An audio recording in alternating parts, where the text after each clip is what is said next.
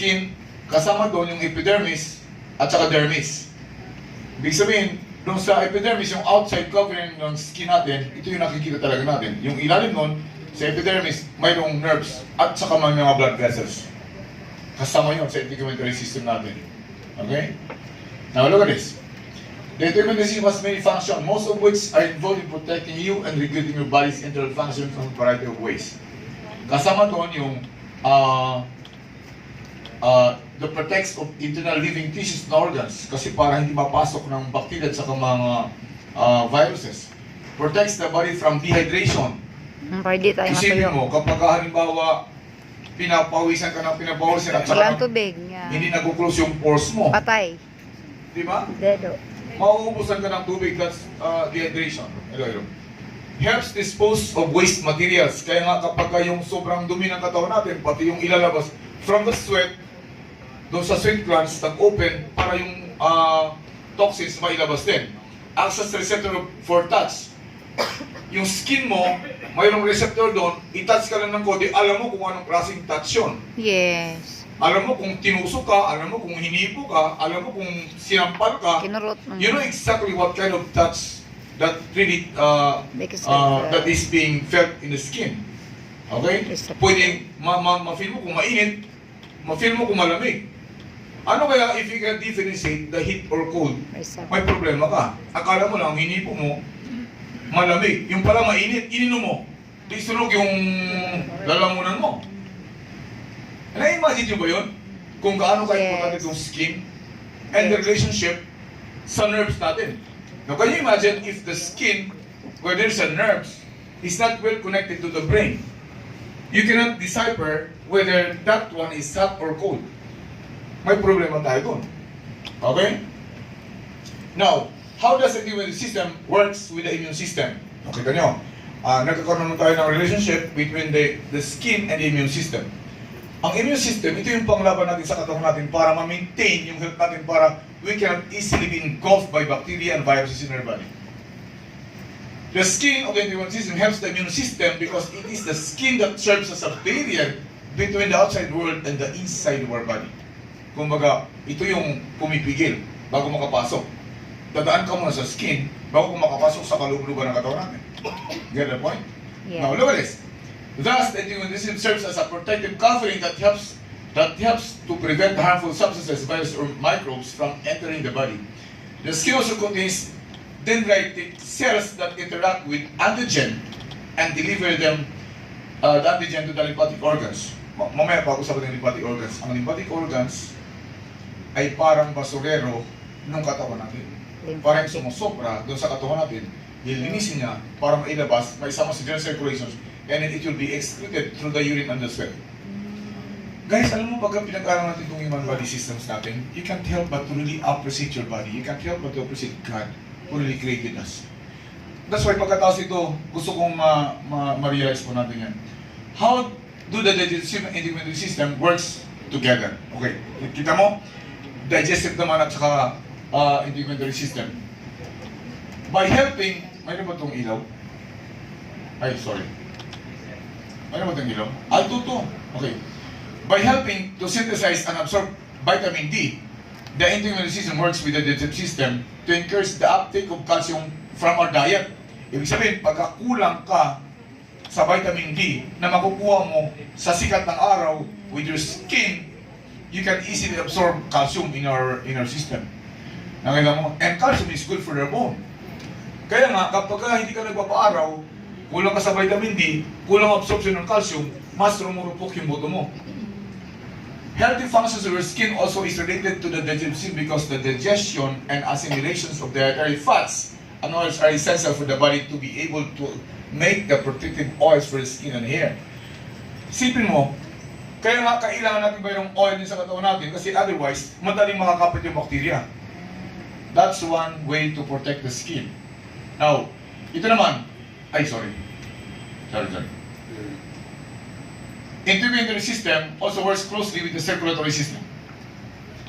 Why? Because the circulatory system and the surface capillaries through the body, mayroon kasi doon sa dermis na capillary vessel at saka venules para kumonekta sa circulatory system natin hanggang sa puso. Okay? The skin also is important in helping to regulate your body temperature. Why? If you are too hot or too cold, your brain sends nerve impulses to the skin. Pag sobrang init or sobrang lamig, ang brain natin gumagawa ng paraan para magbigay ng impulse sa skin. Pag mainit, i-open yung pores. Kapag malamig, i-close yung pores. Para hindi masyado. Ang ganda ng ano nga look at this. Which has three ways to either increase or decrease heat loss from the body surface. Hairs on the skin trap more warmth if they are standing up. Unless if they are lying flat. Isipin mo? Now, glands under the skin secretes sweat under the surface of the skin in order to increase heat loss by evaporation if the body is too hot. Kaya kita mo, pag pinapawisan tayo, okay lang yun. Kasi nga, ibig sabihin, sobrang init ang katawan natin. Pwede kang mag-overheat. Nabuksan, oo. Tignan mo? Pag mag-overheat ka, you're in trouble. Yung organs mo masusunog at cannot function so well. Okay? Now, capillaries near the surface can open when your body needs to cool off and close when you need to conserve heat. Kaya kita mo, kapag mainit, namumula-mula ka because the blood vessels, which is your capillary, the smallest vessels in your body, is open. Hindi na-dilate ngayon. Kaya nga mamula-mula yung mukha mo. Kapag ka naman malamig, kinukulos talaga yun. Para ibig sabihin, mas stress yung heat loss kapag close yung capillary, constricted yung capillary vessel mo. Now, integumentary system also works closely with the nervous system. Sa nerves naman, your skin plays a vital role in your body as regards with regards to the sense of touch. The nervous system depends on the neurons embedded in your skin to sense the outside world. Yan mga, doon sa may epidermis outside, ang kasunod ng dermis, magkasunod lang talaga sila. Na layer, super tipis lang yun. That there is embedded the nerve endings of your central nervous system, of the nervous system. Okay, the peripheral system yun. Kaya nga pag-touch mo, kahit kanunod ang daliri mo, ramdam, nag-release sa utak mo kung saan banda yung tinouch. You know exactly kung sa tayo ka hinipo o sa pa ka hinipo. Kahit magsabay-sabay sila, alam mo kung saan sabay-sabay hinipo. Ganon katindi yung nervous system natin. O isipin mo kung hindi mo kaya ma-detect yun, may problema ka. Ha? Pinagpapasasaan ka ng hipo-hipuin, wala kang kamalay-malay. Gusto mo ba yun? Okay, may problema tayo pag ganyan. Okay? It processes input from your senses, including touch, and initiates action based on your inputs. For example, when you stub your toe, nerve cells in the foot send signals on the leg through the spinal cord and up into the brain. The nerve cells connection to the brain sends the signals as pain. So kapag natapakan ka, o kaya natusok ka doon, right away sisignal dito.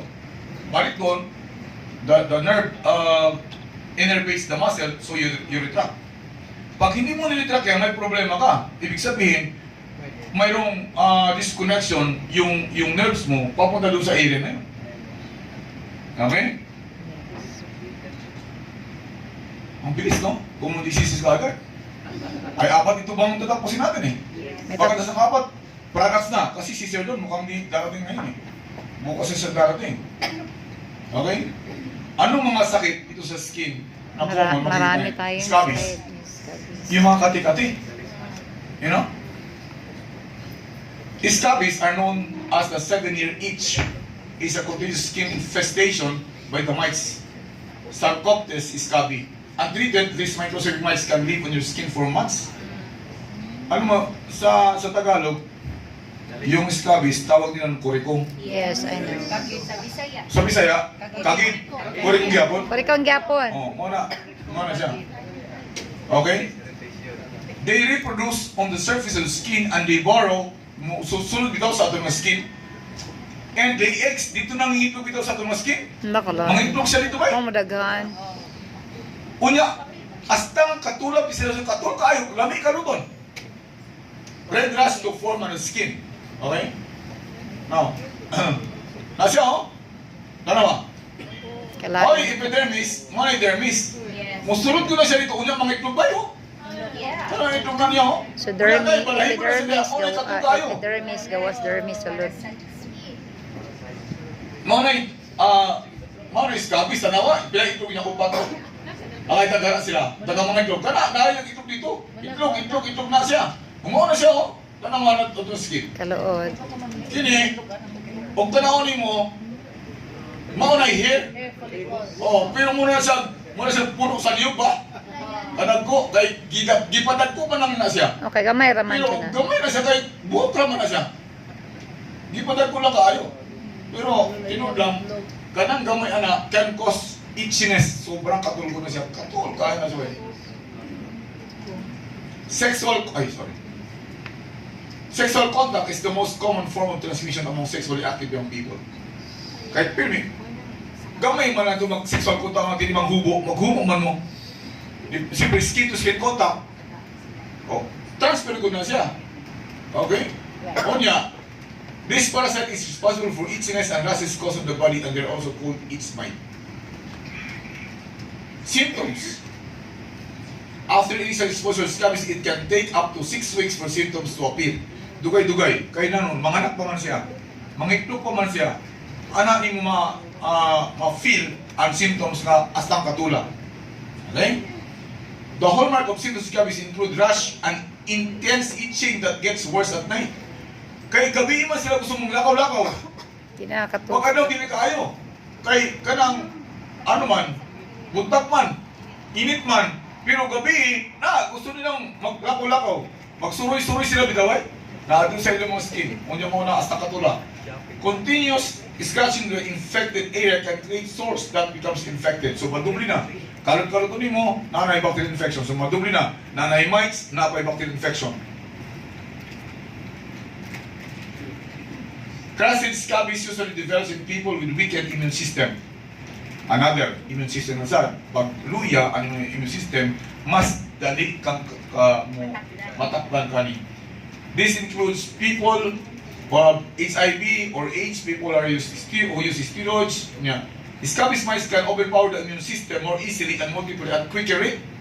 O luya yung mga immune system, mutagan sila. Paspas kayo daga. Paspas kayo pagdaganan nila. Crescent scabies spreads in the same way as normal scabies. Okay? Namaw na siya, oh. That's another kind of scabies. Unta na mo? Oh. Is scabies contagious? Yes. Oh. It can spread in the following ways. Prolonged skin-to-skin contact, such as holding hands. Intimate personal contact, such as having sexual intercourse. Sharing clothing, bedding, or towels that have been used by someone with scabies infection. Kaya pag magsisiring kayo, pwede kayo talaga, kumot. Kaya dapat pag mayroong mga ganun, every night, dapat yung kumot mo, papalitan mo. Yes. Yung bedding mo, papalitan mo. Ipilat mo sa araw yun. Kasi ayaw nila sa mainit. They die pagka inipilat mo sa araw yun. Sonari and Galing Regimen. ito. Okay? Anong i-advise mo? Kapag mayroong kang ganyan. Sonari and Regimen. Turmeric can benefit scabies. Why? Over 100 components have been identified in turmeric. The most important one being is volatile oil called tomerone. Its bright yellow is contributed by compounds called curcuminoids, which are proven natural antioxidants. Studies have also reported that they're anti-inflammatory and antimicrobial activity. Galing. One of the first studies that reported the use of turmeric to cure scabies involved treatment of 814 patients with a paste of turmeric. Ibig sabihin yung turkey ginagawang paste at yun ang inilagay doon mismo sa Diba? So yung turkey tanggalin mo sa Capsule, cover. sa kapsula, iyan mo ng konti, yun ang ipapahid mo doon. Okay. Okay? 97% of individuals were cured within 3 to 15 days. This cure was accepted as inexpensive and readily available. Also, no side effects were reported. Ang galing, di ba? Palakpakan po natin yung turkey na ito. Now, turmeric has also strong antimicrobial property which finds it used in treating scabies. The istanolol fraction of turmeric has proven antifungal activity. And turmeric resistance to various microbes could be suggestive of its defense against parasite scabies. Turmeric's wound healing capacity aids in healing blisters and rashes and restoring original skin texture. once the scabies infection is eliminated. Galing! Kaya napakasulit yung ating galing yung products eh. Na meron tayong ganitong klaseng products from PHP. Sanary oil. Let's talk about sanary oil. By the way, kami mismo mag-asawa, we are not using yung mga lotion na. Sanary oil lang nilalagay namin. Pati sa book, sanary oil ang ginagamit namin. Hindi kami nagagamit na kung ano-ano mga gamit yun. Okay? Ano ba kung mayroon dito? Passes through organic herbal fermentation. This method allows the nutrients and medicinal ingredients of the herbs to bind with oil without losing its potency and absorbency. It is rich in nutritional and herbal combination that is essential to our skin and penetrates through our muscles and tissues. It contains fermented herbs like Moringa oleifera, lemongrass, rosemary, ginger. Ito yung mga ingredients na kasama dito sa ano natin. Kasama dito sa sanary oil natin. It also contains base oil like pure coconut oil, virgin coconut oil that is rich in chloric acid and oleic acid. They also add extra virgin oil that is rich in omega-3, omega-5, and omega-9 and essential oil like mango, mandarin oil, lavender oil, and eucalyptus. Palakpakan po natin itong oil natin. Sanary oil natin. Now, second, psoriasis. Pag-usapan natin yung psoriasis. Mamaya, huwag natin ano yung sanary, kasi tapos na natin turmeric, tapos na rin naman natin, di ba? Psoriasis is a chronic autoimmune condition that causes the rapid buildup of skin cells. This buildup of cells causes scaling on the skin, yung parang nagbabalat-balat yung skin. Psoriasis is a chronic inflammatory skin disease. It's related to inherited genes and immune system. Psoriasis, although is not contagious. Yes. Hindi siya nakakahawa. Nakatulad nung Scabies. Now, the exact cause remains unknown. A combination of elements including genetic predisposition and environmental factors are involved. It is common for psoriasis to be found in members in the same family. Yes. Di ba? Same family. Defects in the immune system and the control of inflammation are thought to play major roles. Guys, kaya nga, importante we always have products that can increase our immune system. Kasi pag malakas yung immune system mo, hindi ka basta patatalo ng iba't ibang sakit. Certain medications like beta blockers have been linked to psoriasis. Despite research over past 30 years, the master switch that turns psoriasis is still a mystery. Kung ano ba talaga nakaka-trigger talaga ng psoriasis. Basta, minsan kapag sobrang stress, lumalabas yung psoriasis. Ibig sabihin, kapag sobrang na-stress ka, your immune system drops up to 50%. Bumabagsak talaga. Doon, umaatake itong ganitong klaseng mga sakit. Now, 5 major types of psoriasis. Ito yung number 1, plaque psoriasis. Characterized by raised inflamed red lesions covered by silvery white scales. Okay? The most common type of psoriasis, about 80% of those have been psoriasis have been this type. Ganito. Ganyan siya, oh. Yan yung mga psoriasis na, kaya mo to, yan. Okay. Sunod, guttate psoriasis, often starts in childhood or young adulthood, appears as small pink individual spots on the skin of torso, arms, and legs. These spots are not usually as thick as plaque lesions. Okay, ganyan siya. Itsura niya. Yan, psoriasis din yan. Ganyan yung itsura. Guttate. Okay. Inverse psoriasis, found in the armpits, in the groin, under the breast, and in skin. Okay? At saka sa genitals, sa buttocks, this type of psoriasis appears as bright red lesions that are smooth and shiny. Sorry. Ganyan siya. Ganyan naman siyang itsura niya. Ganyan, armpits yan naman. Sa genitals, nasa sa genitals. Tabat. Sunod, pustular psoriasis. Primarily seen in adults. Okay, pustular psoriasis characterized by white blisters of an infectious pus surrounded by the skin. Mayroon parang nana. It may either be localized to certain areas of the body, such as hands, feet, or covering most of the body. Ganyan naman siya. Ayun, parang mga nanana, yan o. Yan o. Yan mga issue mo yun. Nakita mo yan, parang nabubulok na yung ano yan. Mayroon namang tinatawag na erythrodermic psoriasis, particularly inflammatory form of psoriasis affecting most of the body surface, characterized by periodic widespread fairy redness of the skin and the shedding of scales in sheets. Ganyan naman siya. Parang nagbabalat-balat. Psoriasis pa rin yan. Ibang klaseng variety nga ng klaseng psoriasis. Now, psoriasis triggers with the following. It can triggers with food-related thing. Okay? while there is no definite science for dietary changes according to the Nutrition Psoriasis Foundation, people with psoriasis may want to try avoiding whole milk, citrus fruits, gluten, and fatty foods. So yun ang advice sa mga tao na nakakala mo yun na mayroong ganitong klaseng problema. Alam mo, iba yung mayroon tayong alam tungkol sa ganitong sakit kasi mayroon tayong pwedeng ma-advise sa kanila. Ay, paano kung wala kang alam, anong i-advise mo? Kunya, ano yung mga produkto, sabi mo maganda, kunya, pangutan, ay, basta lamin na ba eh, inuma. Basta lamin lagi, inuma. Wala kang kalibaw, unsa ka lamig man siya. Kang maayo man siya. Pero o ka nang naakay ma-explika nga mauna, mas convincing ka sa mga tao. Alcohol, mauna i-avoid. Unfortunately, alcohol is a trigger for many people with psoriasis. Under study, the increase was associated with 2 or 3 drinks per week. So, ibig sabihin, pagka umiinom ka, mas lalo trigger yung psoriasis mo. Pero saan mo, kaya sinasabi ko, you don't need to have psoriasis para ka tumigil ng inom eh. Kahit wala kang sakit, huwag ka talagang uminom ng alcohol kasi hindi naman talaga para sa katawan mo yan eh. Hindi ko maintindihan kung bakit tao talaga umiinom talaga eh. Now, excess sun, yung sobrang papainit talaga. Ay lang, hindi mo maiwasan doon sa mga farmers talaga. Trabaho talaga nila yun eh. Ano magagawa mo? So for people with psoriasis, too much sun can spell a major outbreak, while a moderate amount of sun can relieve symptoms in some. Sunburns can almost certainly cause flare-up. If you find small amount of sun actually helps your symptoms, just remember to keep it in a minimum. Okay? Cold and dry weather. Pag sobrang malamig, sobrang dry, hindi rin pala maganda. Oh? Cold or dry climate can also worsen symptoms of psoriasis. Being this kind of weather, moisture is stripped from the skin in the blizzard. Kaya yung iba mga taga-Baguio, nakikita ko yung mga psoriasis. We've been in Baguio. Actually, ang rota namin ngayon sa iba't ibang lugar na nationwide eh. Parang nationwide na rin tayo kami.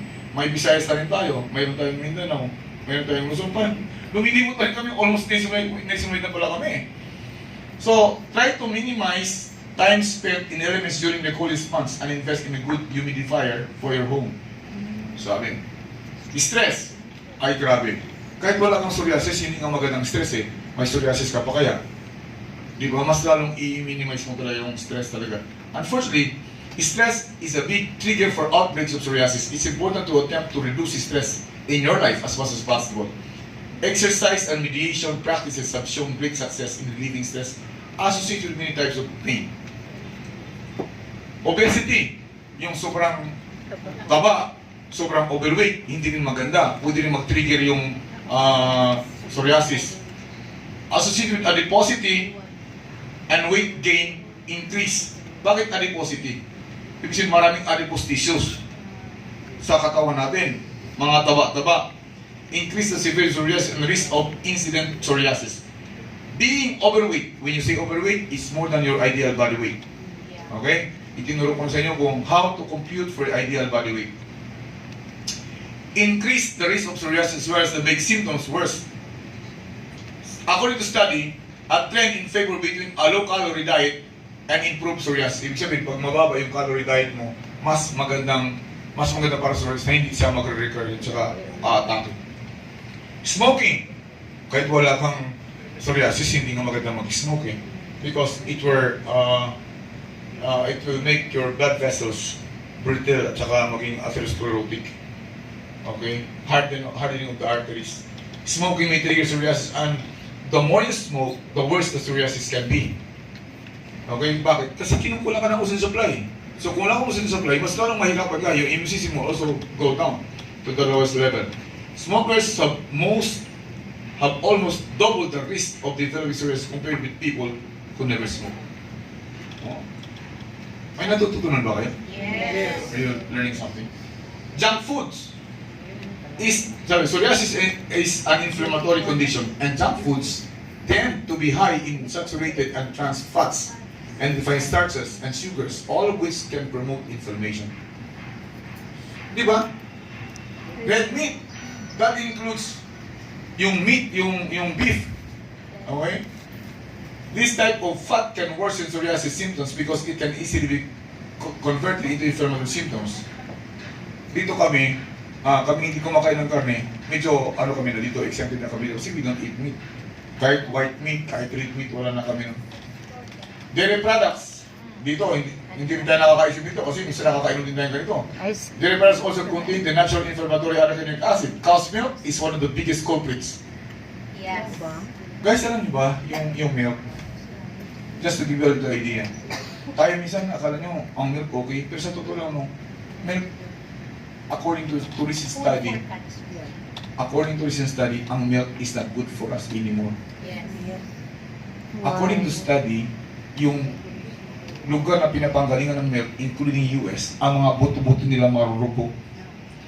I-compare mo sa mga taong hindi nakatatim ng milk doon sa bundok na ang pagkain nila, mga greens, ang titibay ng buto nila. Kahit dito sa Pilipinas, yung may mga problema sa buto na ino-opera ng orthopedic, yung mga orthopedic surgery, mas hirap lagariin yung buto ng taga-bundok na hindi nakatikim ng gatas.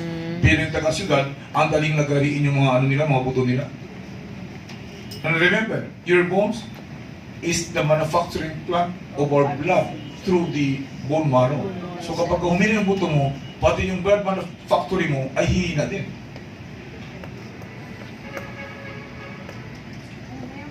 Oo, meron pa ba? Sorry.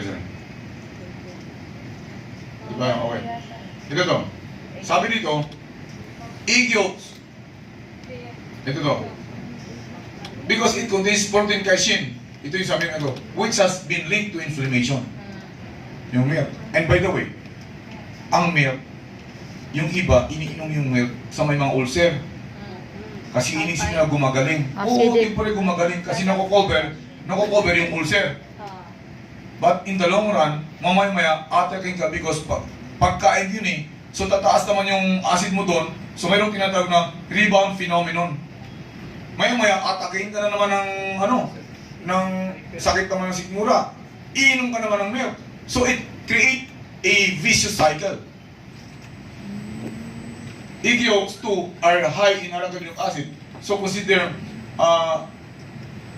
mixing this to your diet. Mixing. Ano lang yan, okay. So, anong gamot natin dito? Well, curcumin is recommended. Bakit? Anong mayroon?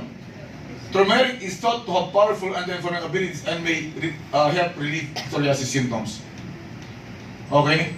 Psoriasis is a systemic disease, which means it affects the whole body, although lesions appear in specific places in skin. Researchers have looked at both topical and oral use of curcumin for psoriasis. So, ibig sabihin, pwede mo itong inom, pwede tanggalin mo, i-ano mo ito sa mismong lesion, it can help. Well, first, kasi yung immune system ang problema, you give wheatgrass. Why?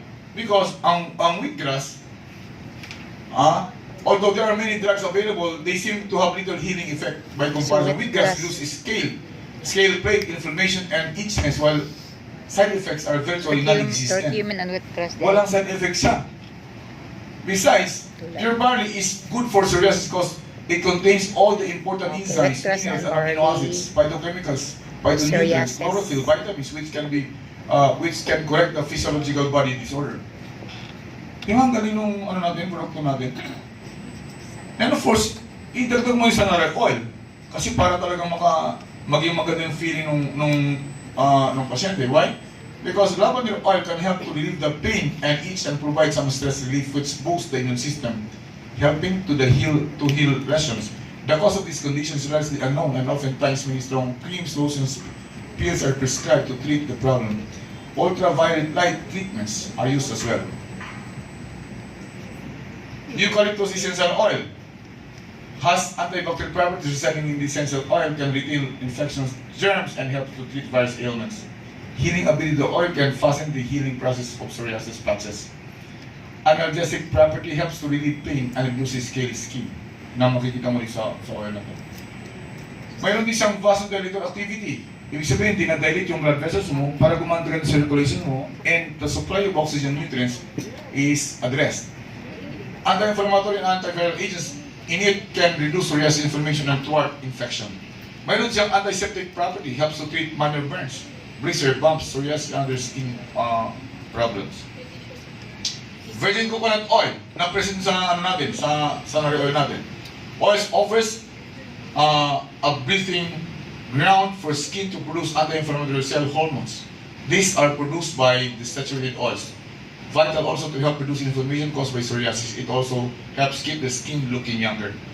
Friends, ano ba, nung nag-start na kami gumamit nung sunflower oil, sa totoo lang, dati nung parang ang dami kong ano dito, yung mga wrinkles ko dito, because 59 years old na ako eh. Pero, when I use that, parang feeling ko parang nabawasan yung mga wrinkles ko dito. Nice kayo. Muna kung Oo, pwede ako sa feeling ko lang, hindi ko lang, kapat kung sakit nabawasan yung mga wrinkles ko dito when I use the oil. Anong gigamit nga At oil? saka yung sa mga braso, every time talagang yun ang ginagamit. Hindi kami umalis na wala kaming dalang sunflower oil. I promise. Wala na kaming ibang mga lotion na ginagamit. Wala na. We're using sunflower oil. Ay, anong guys, mga kaganda dito sa atin? Ay, wala kung, manisin, ganyan pa rin bang dito? Ito mo, ang kaganda sa atin, yung taong na-recomendahan mo, entry lang 1,900, may produkto na siya, pero ikaw, ang direct referral mo, 1,500 worth of products that includes sa oil. Ang galing kaya nung na din. I mean, saan ka ba nakakita ng kumpanya na 1,000 entry, tapos ang products, ang direct referral mo is 1,500 worth of products? Kaya natuwa ako dito sa because, why the company can do it? Because the company has its own manufacturing plant na hindi kayang gawin ng ibang kumpanya.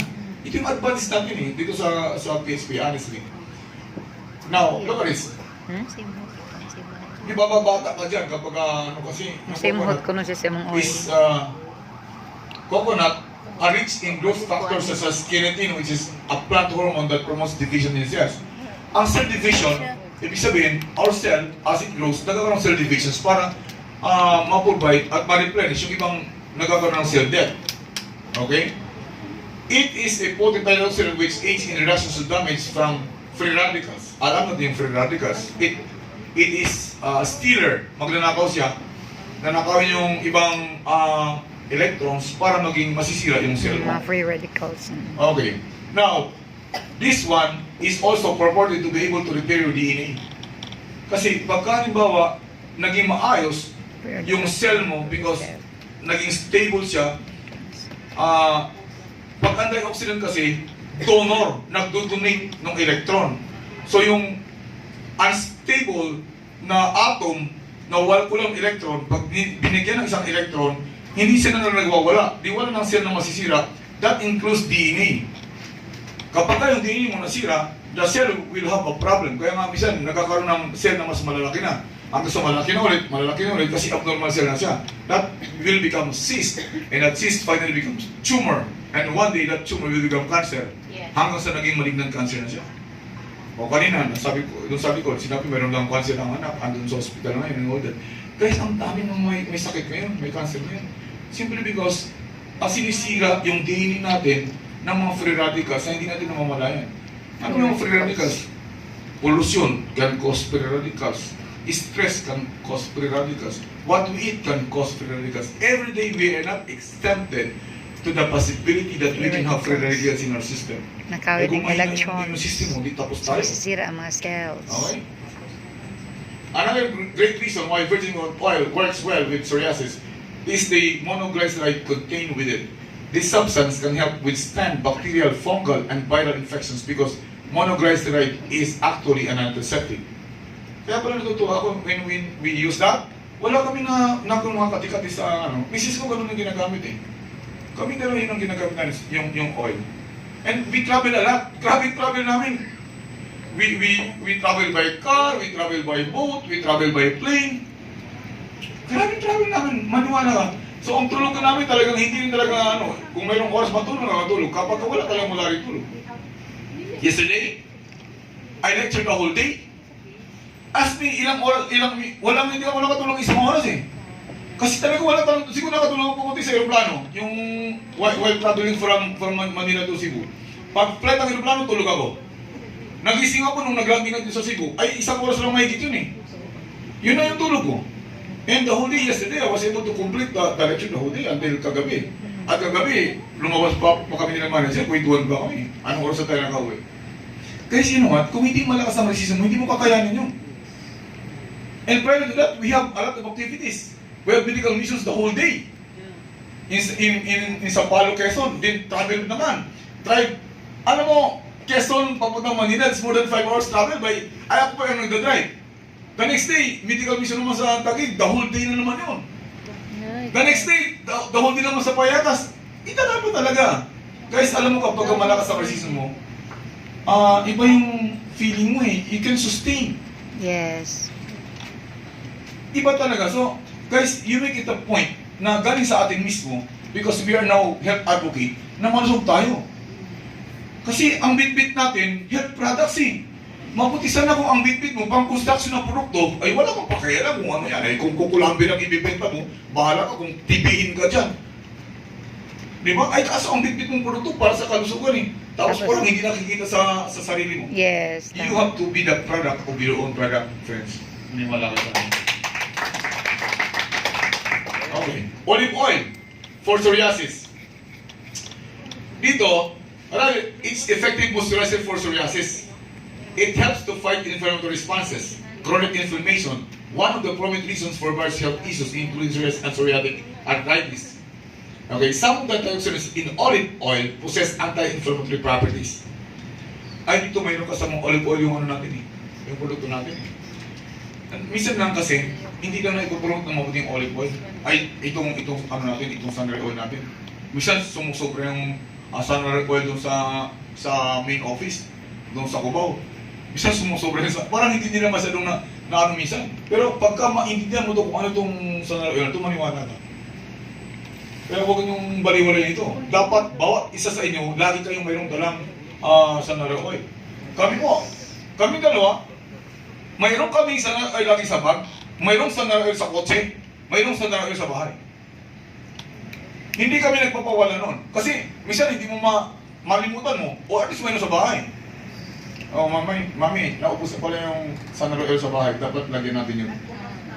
Oh, alam ko na talagang kung saan maubos na. Alam mo, so kasi maubos ang mami, no, wala na yung wala na sa kotse.